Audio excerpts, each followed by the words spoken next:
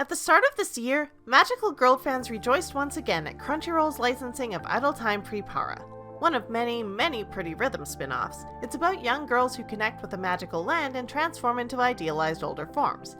They use this ability to become idol singers and inspire other girls to reclaim their stolen dreams in an extremely unsubtle metaphor for crushing the patriarchy, all while making dozens of puns an episode. Prepara may be a relatively new franchise, the season in question is from 2017, but it owes a lot to Magical Girl series from the 1980s, where the trend of the decade was kids just like the viewer transforming into cool, independent teenagers and becoming magic-using idols, and the face of that era is none other than Creamy Mami. Magical Angel Creamy Mami, or Creamy Mami the Magic Angel depending on whether you go by Anime Soul's localization or the studio's, is a shoujo anime from summer 1983. Notably, it's the first Magical Girl series by Studio Pierrot.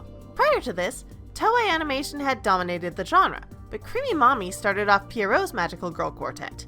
It, Persia the Magic Fairy, Magical Emmy the Magic Star, and Magical Idol Pastel Yumi all aired in the same 4-year span, one after the other, and were original mixed media projects, marketed together as a set. They even had a few crossover movies. Pierrot did a few other Magical Girl series in later years, some of which were popular in their own right, but this is where it all started. The story of Creamy Mami starts with a little girl called Yu running out of her house to go check out a UFO she saw.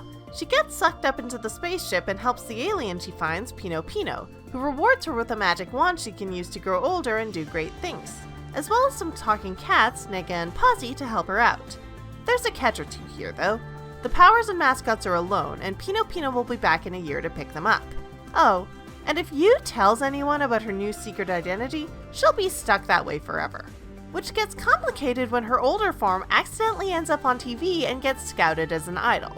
This show is one of the most incredibly 80s anime I have ever seen. While Swan Lake was a refined extract of 1980s children's animation in general, if you want everything that specifically shoujo anime was in the 80s, you need to watch Creamy Mami. It's got pastels and synth pop and hand-drawn sparkles, squeaky mascots and music videos, and cheesy romance written for the fantasies of 8-year-olds who think real boys have germs. The story is simple and most of the episodes could be called filler, but it doesn't really focus on a driven plot, so it's more like a slice of life show.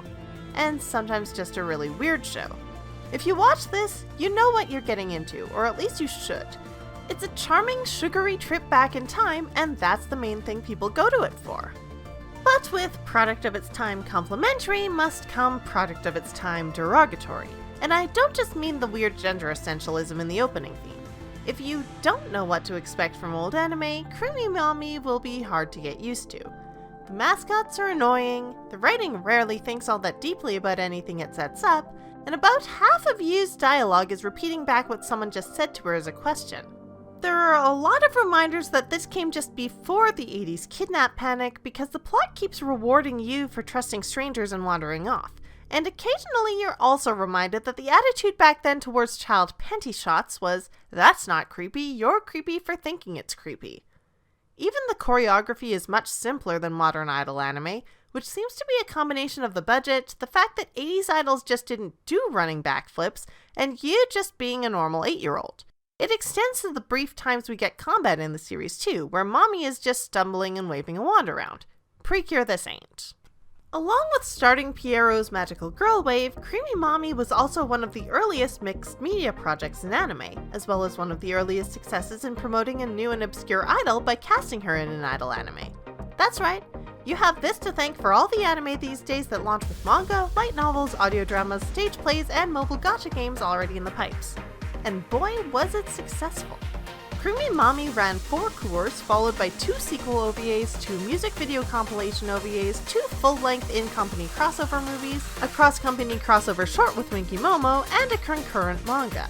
And later, in 2018, they launched a spin-off manga from the perspective of rival character Megumi, banking on the nostalgia market and the wave of villainous isekai that made reframing catty rivals as heroines a popular trend.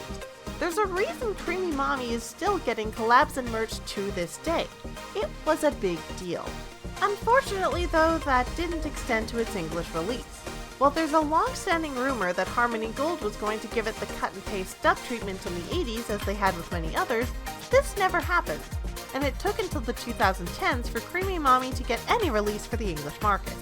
In 2014, Anime Soul's short-lived Crowdfund the Classics plan successfully funded a DVD release of the show in 4 sets. Unfortunately, once the company went under, the physical release went out of print. However, you can still find Creamy Mommy streaming on Retro Crush, Asian Crush, Tubi TV, and Midnight Pulp, and after an unexplained blip of absence, it looks to be back on Amazon Prime Video too. These streams have it under the name Creamy Mommy the Magical Angel, which brings us up to 3 different official English titles. Creamy Mommy is the most recognizable 1980s magical girl for a reason.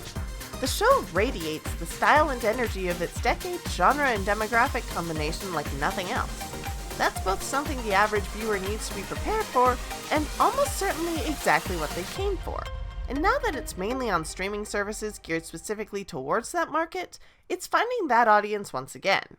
Even people who don't watch a lot of older anime may be surprised at how much their current favorites owe to this one little girl from a crepe shop who happened to see something in the sky one night. This is Secret Identity Studio, and getting abducted by aliens is still probably not worth it. Try looking up the collab merch, it's amazing. They made an overpriced Creamy Mommy laptop and a Sweet Lolita fashion collection, I kid you not.